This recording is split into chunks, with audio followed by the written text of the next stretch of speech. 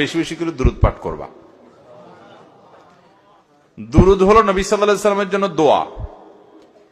ওনার জন্য আমাদের দোয়া করলে আমাদের লাভ। আল্লাহ তাআলা তো তার রাসূলের প্রতি রহমত এমনি নাজিল করবেন, আমরা দোয়া করলেও করবেন, না করলেও।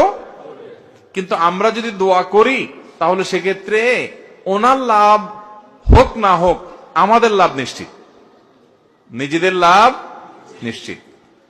আল্লাহ তাআলা তার রাসূল সাল্লাল্লাহু আলাইহি ওয়াসাল্লামকে অনেক ভালোবাসেন, অনেক মহব্বত করেন। তার নবীকে তিনি অনেক মহব্বত করেন দেখে তার নবী তার জন্য কেউ দোয়া করলেও আল্লাহ তাআলা তার প্রতি রহমত নাজিল করে।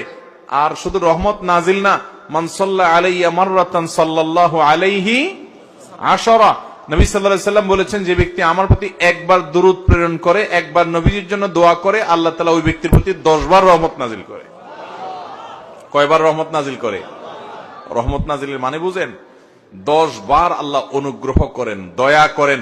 আপনার জীবনে এমন একটা মুসিবতে, এমন একটা জায়গা যেখানে আল্লাহর দয়া ছাড়া আপনার উপায় নাই, এরকম 10 বার আপনার জীবনে রহমত আল্লাহ তাআলা নাজিল করবেন, অবতীর্ণ করবেন, আপনার জন্য রহমত অনুগ্রহ আল্লাহ তাআলা করবেন যদি আপনি একবার দুরূদ পাঠ করেন। তাহলে প্রতি সপ্তাহে জুমার দিনে, জুমার রাতে যদি আপনি 100, 200, 300 বার, 1000 বার দুরূদ আপনি প্রেরণ করতে পারেন, তাহলে এই 10 বার আপনার গুণ করে আপনি হিসাব করেন যে কতবার আল্লাহ তাআলার রহমতের হকদার, ভাগীদার, পাওনাদার আপনি হয়ে যাবেন ইনশাআল্লাহ।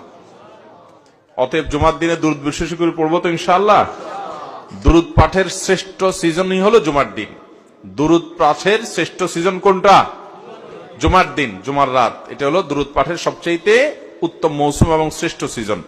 চেষ্টা করবো তো আমল করার ইনশাআল্লাহ। এখন থেকে বৃহস্পতিবার সন্ধ্যা হলে শুক্রবার সন্ধ্যা পর্যন্ত দুরূদ সারা সপ্তাহ প্রতিদিনই কম বেশি পড়বেন।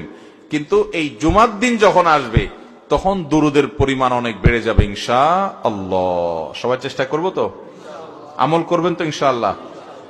এবং যাতে একে অন্যকে স্মরণ করে দিতে পারি সেজন্য পরিবারের সদস্যরা কোন এক ম্যাচে একসাথে আসেন, কোন এক জায়গায় একসাথে থেকে অন্যকে স্মরণ করে দিবেন যে ভাই জুমার দিন শুরু হয়ে গেছে, বৃহস্পতিবার সন্ধ্যা হওয়া মানে জুমার দিন শুরু হয়ে গেছে। অতএব কি আমল শুরু করো? দুরূদের আমল। দুরূদ পড়তে কি পয়সা খরচ হয় ভাই? অনেক বেশি কষ্ট হয়। দুরূদের মধ্যে সবচেয়ে শ্রেষ্ঠ দুরূদ হলো দুরূদ ইব্রাহিম। আল্লাহুম্মা সাল্লি আলা মুহাম্মাদ ওয়া আলা আলি মুহাম্মাদ কামা সাল্লাইতা আলা ইব্রাহিম ওয়া আলা আলি ইব্রাহিম ইন্নাকা হামিদুম মাজিদ।